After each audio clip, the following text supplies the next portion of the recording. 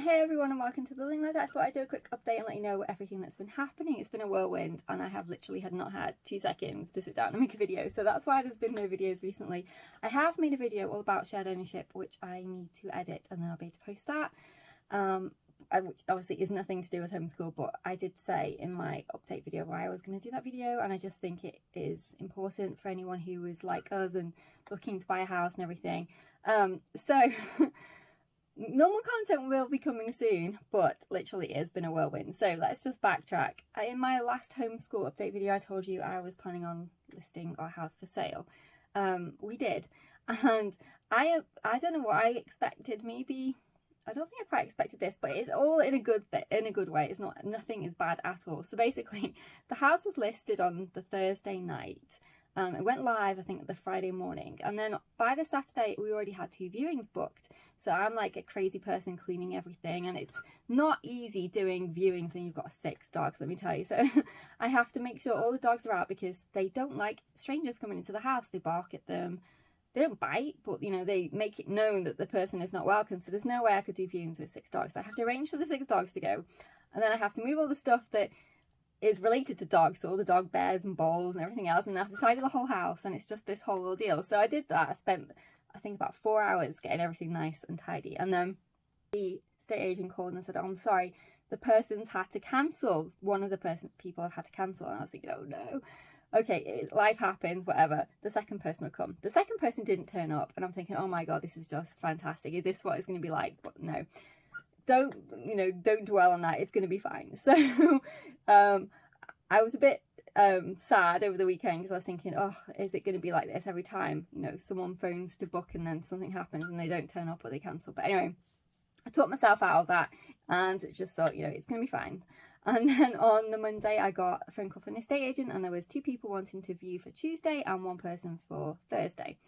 So that made me feel more positive, but I was still a bit apprehensive, thinking, okay, are they going to turn up? Are they going to cancel? But I still had to do all my usual routine, cleaning everything and making sure everything was staged. I hate that. I hate having to do that. It's just so unnatural, but you know, making sure everything's staged, the dogs are out, and thankfully they all turned up. So we had 2 viewings on the Tuesday, and then we had a viewing on a Thursday. Viewings went really well, and I just got good vibes from them. They were asking lots of questions, really interested. I was, you know, pointing out things that I liked about the house, things that made me want to buy it and stuff, but letting them, you know, ask any questions, and not, you know, I wasn't sort of salesy, but I do think that I did get the impression that they were really interested. So on the Wednesday, the estate agent phoned and said both the 2 people that had viewed the previous night, Tuesday, wanted to put offers in, but they couldn't see the mortgage advisor until the following week. So the way our estate agent works is you have to, the purchaser basically has to go through their mortgage advisor to go through that mortgage application with them. Probably, I don't know whether they had issues in the past, I don't know, but they pre-approve them up front before they let them make an offer officially, which is a good thing. It just, because I think they were so busy, it took a whole, you know, the week until they had their appointment. So we were all on tenterhooks the whole week thinking, oh, is it going to be okay? Then the person who viewed on Thursday, same thing. I thought it felt like it went really well.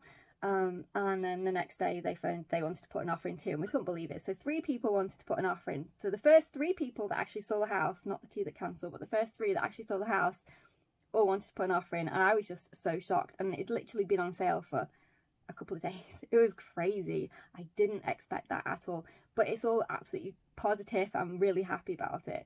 It's just, it went up quite fast. So over the course of the week while we were waiting for them to get approved, I'd already found a little short list of houses that I liked, and you know, that would work for us and everything, but one of them had gone, and that was one of our favorites had gone, and then the other one was in a location where I was nervous about getting there in time. So basically, we are not looking to move anywhere close to where we live. So all the areas we are looking at were 9 hours away. And then there was one in particular which was 9 hours plus a ferry ride, which was 3 hours long. So when we worked out our schedule of what houses we were going to view, we were going to initially, to think about that now is just crazy, but we were initially going to go and see the houses that were 9 hours away first, then catch the ferry, stay overnight, and then go and see the houses in the other location second. But as it got closer to that time, I started to panic a bit because I was thinking, this is so much. We were already going to have to get up at 2 a.m. in the morning to drive the 9 hours to get to the original houses. And I'm thinking, I know my daughter gets car sick. I know that that's going to be a really long day for us. We'll have all the 6 dogs in the car with us. Can we do it? And I was really nervous because there were storms predicted and things. I'm thinking if the sea's going to be choppy, then that's going to totally put her off going on the ferry. And, you know, I just didn't think it was a good idea to do both things at the same time. I thought it's better probably to just do the one section of viewings first, and then if they don't turn out okay, then we'll go and view the other houses over across on the ferry. So we did that. So we booked to go and view the houses, and it was going there, it was 9 hours. It was a long drive, and we were tired, but you know, we made it. It was, you know, it was good. We were happy. We were excited to see the houses. So we saw 2 houses that day. The first house was actually the one that we ended up putting an offer in for. So we saw the first house. It was lovely. It was amazing. It was everything we wanted, pretty much. There was one caveat in it. It had a really large garden, but it didn't have any extra land with it, and that was what we were really wanting. We wanted the extra land because the house that was across the ferry came with 12 acres, but I was concerned whether we could get a mortgage for 12 acres because of the restrictions on whether that would be classed as a farm or a croft, and they're pretty strict on mortgage requirements, and the estate agent was closed, so I couldn't ask the question whether or not that was going to be an issue. And I hadn't realised that was going to be possibly an issue until later on, after they'd already closed, and they were, I don't know why, they were closed for a long weekend or something. They weren't going to be open until the day after we'd viewed the houses, the 9-hour houses away. So I couldn't ask the question. So I was left with the option of, okay, we really love this house. It's got pretty much everything we want except the land. It's in a rural location. Could we, you know, you can't have everything. You know, it's just not always possible to have everything. And the other house that was the ferry away did not have a lot of the things that the house that we ended up offering for did. So it didn't have a garage. It didn't have like a conservatory. It didn't have anything like that. It literally was a 3-bedroomed house with 12 acres of land. And that was it. It only had, I think it had 1 reception, possibly 2. I can't remember now. But it didn't have, and the bathroom was downstairs. And that is a big, no, we didn't like that idea at all, especially my daughter. She likes the bathroom upstairs. I mean, you know, going to pee in the middle of the night downstairs is not fun. So I completely understand. So we could have moved the bathroom upstairs, but obviously that's extra money. The only thing the good thing about that house was it was massively cheaper than the one we were looking at because it needed, you know, a bit of sprucing, nothing major, just a bit of updating and things. But the house that had the large garden but didn't have the land was much bigger. Still 3-bedroom, but it was much bigger. It had, you know, as I said, the double garage. It had a conservatory. It had a really nice, good-sized garden. Kitchen was bigger. 2 reception rooms. A really nice setup. You know, really nice layout, formation, configuration of rooms and things. So I was thinking, okay, right. So this is perfect. Then we went to see the next house, and it was fine. There was nothing particularly wrong with it. It was actually cheaper than the original one, the first one we'd seen, but it didn't have a garage. It had a conservatory, but it was quite small, and the house just felt small. And one of the reasons we want to move is because we have got 6 dogs, and although we're only 3 humans, 3 humans and 6 dogs feels like a big family in terms of a house. You know, they take up space. So we wanted something bigger, and that house didn't feel any bigger than the current one we have, despite the fact that it actually did have 2 extra rooms. They were small rooms, so you didn't really significantly feel the difference. So we had a decision to make. Did we put an offer in on the first house, or risk losing it and waiting and seeing if the house across the ferry with the land would be able to be mortgageable? So we had a decision, and it was like, what do we do? And then we thought, no, we're just going to go for it. We're going to put our offer in. If it's accepted, it's meant to be, and if it's not, then, you know, we're supposed to go and get the ferry another time. And the asking price was considerably higher than what we actually offered. So then we were thinking in our minds, okay, well, if it's meant to be, then we'll get it. But we were offering pretty much 19,000 less than what he asked for, what he wanted.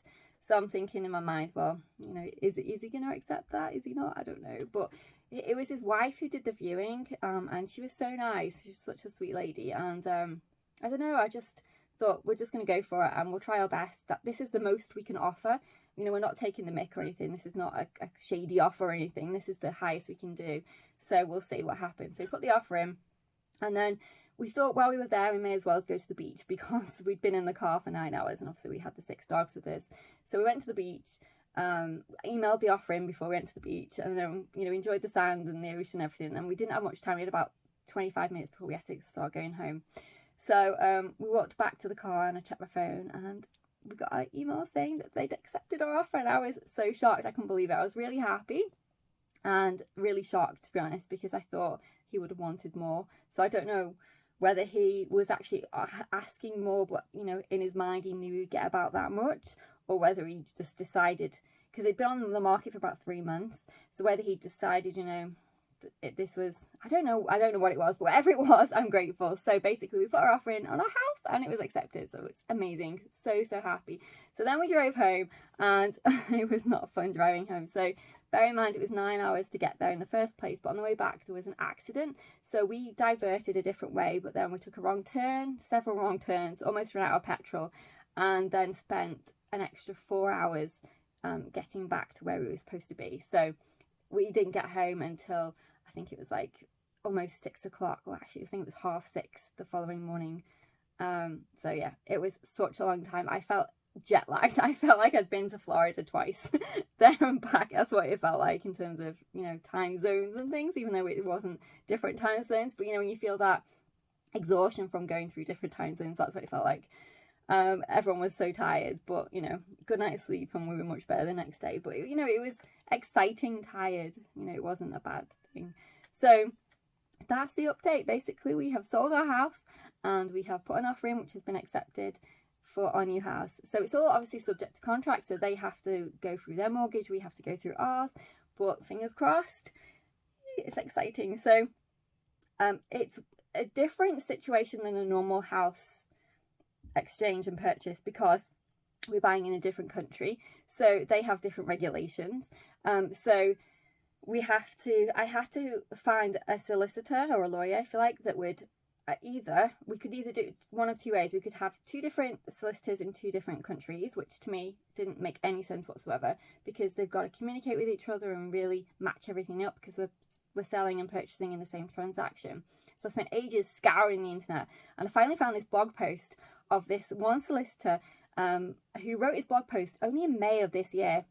And he was talking about how he was qualified in both, he's qualified in actually 3 different countries, and he knew, and basically he had set up his own little team in his office, in his lawyer office, who specialized in specifically this. And I was thinking, oh my god, it's amazing. So I contacted him, and we are going with the one solicitor, which just to me makes so much more sense. And we did get several quotes of doing it the other way around, and it was slightly cheaper, but I thought in the long run, you're going to get all these additional fees, because no doubt there'll be a point where solicitor A would need to speak to solicitor B about something, and some paperwork is not right or whatever. And every time they do that, you have to look in the fine print, because every time they do that, they charge you additional money. So in our case, the solicitor's quotes that I was getting were like, if we phone somebody, it costs £75. If we have to send a letter, it's £200. And I'm thinking, oh my god, that's all going to rack up really fast. That is, you know, so it's just better to pay a little bit more and get the one solicitor, because he's not going to have to phone anyone. He's not going to have to phone, you know, another solicitor. He's the solicitor for both of the houses. So to me, that made way more sense. So I was so happy I found that blog post, and that's why sometimes I really do love the internet, because I would never have found him if it wasn't for that. It wasn't advertised anywhere. It was literally a blog post he'd written, and he put his email address at the bottom of where he worked, and that's how I found him. So that was amazing. So yes, we are full steam ahead. As I said, it's subject to contract. Obviously, we've both got to get our mortgages. From the sounds of it, the way the estate agent does it, they should be pre-approved. But because we are shared ownership, they have to also be pre-approved by the housing association, who owns the other half.